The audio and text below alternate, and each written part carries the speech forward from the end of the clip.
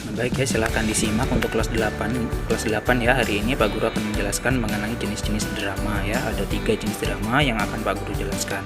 Silahkan disimak penjelasan. Berdasarkan penyajian lakon, nah di sini drama itu dibedakan menjadi ada tragedi, kemudian ada komedi, lalu ada tragikomedi, ada opera, melodrama, kemudian ada farse ya atau verse, lalu ada tableau dan juga ada sendratari ya.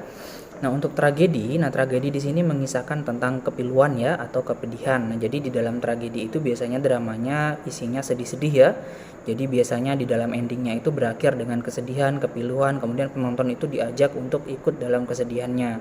Nah, jadi tidak jarang ya kita melihat ketika ada yang menonton drama berbentuk tragedi ini, penonton juga ikut merasakan kesedihannya hingga menangis ya bahkan. Nah, kemudian yang kedua ada komedi. Nah, untuk komedi ini biasanya berisikan tentang drama sebagai penggeli hati ya atau biasa mengajak penonton untuk ikut tertawa, terbahak-bahak. Nah, tetapi tetap ada pesan yang disampaikan di dalamnya.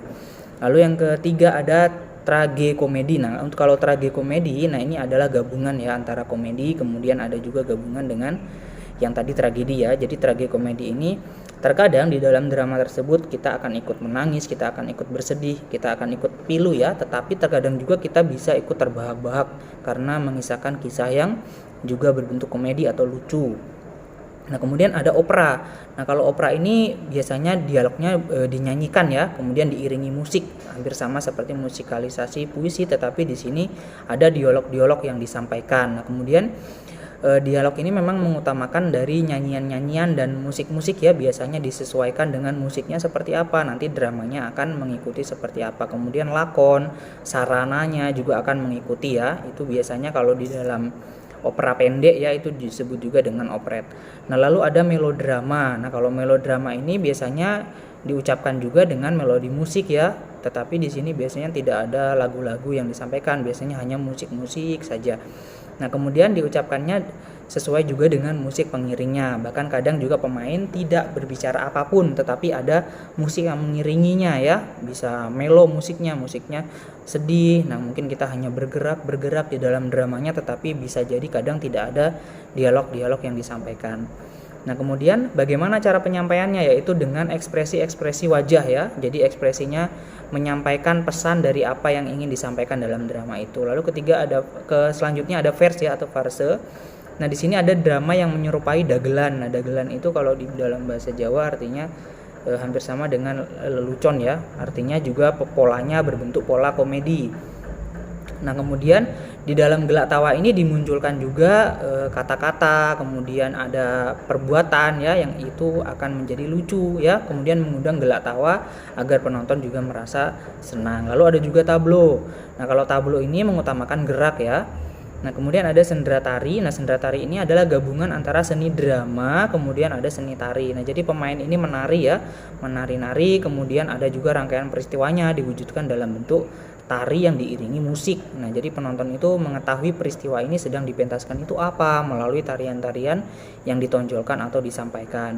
Nah, kemudian drama ini juga memang lebih mengutamakan tari ya daripada ceritanya. Jadi tarinya itu pun juga mengisahkan suatu cerita seperti itu. Nah, baik, yang selanjutnya adalah berdasarkan sarana ya. Jadi ini jenis drama berdasarkan sarana. Yang pertama ada drama panggung ya. Jadi drama panggung ini dimainkan oleh para aktor ya di panggung pertunjukan ya. Jadi sekitar panggung itu dapat kita nikmati secara langsung ya dengan cara melihat para aktor, kemudian mendengarkan dialognya, bahkan dapat meraba kalau mau ya kalau dibolehkan. Nah, jadi untuk yang drama panggung ini kita melihat secara langsung di depan kita ada panggung, kemudian drama dimainkan di situ. Nah, kemudian yang kedua ada drama radio. Nah, kalau drama radio ini kita hanya bisa mendengarkan ya, kita tidak bisa melihat, kita tidak bisa meraba.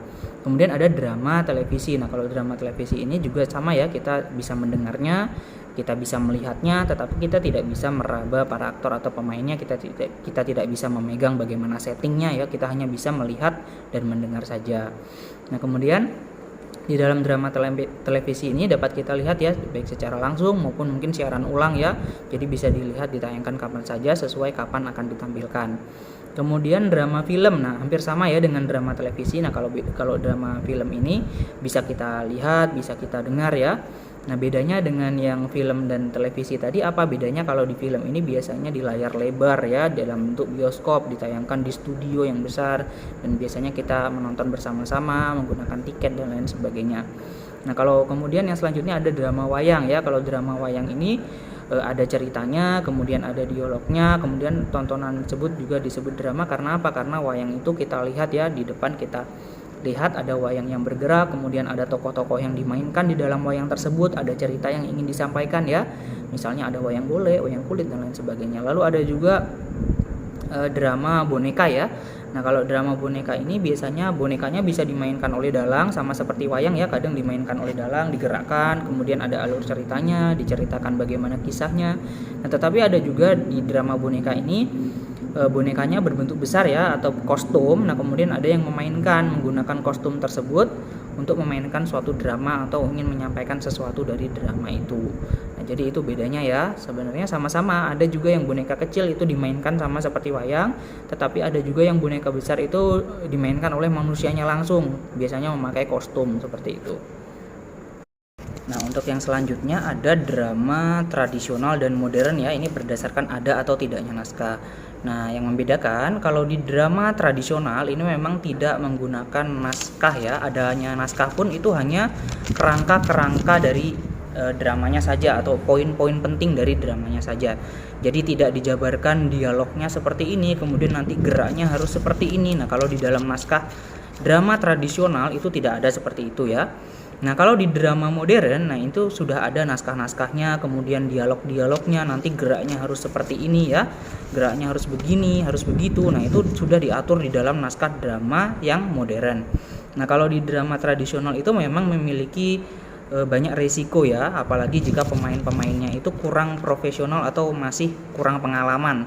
Karena di situ memang banyak improvisasi ya, harus menyesuaikan diri tetapi tidak keluar dari alur cerita yang ingin disampaikan, alur naskah yang ingin disampaikan. Nah, tetapi kalau di drama modern, nah ini memang sudah ada alur-alur khusus yang diberikan oleh si penulis naskahnya ya. Jadi nanti kamu harus bertindak seperti ini, kemudian yang kamu katakan harus seperti ini.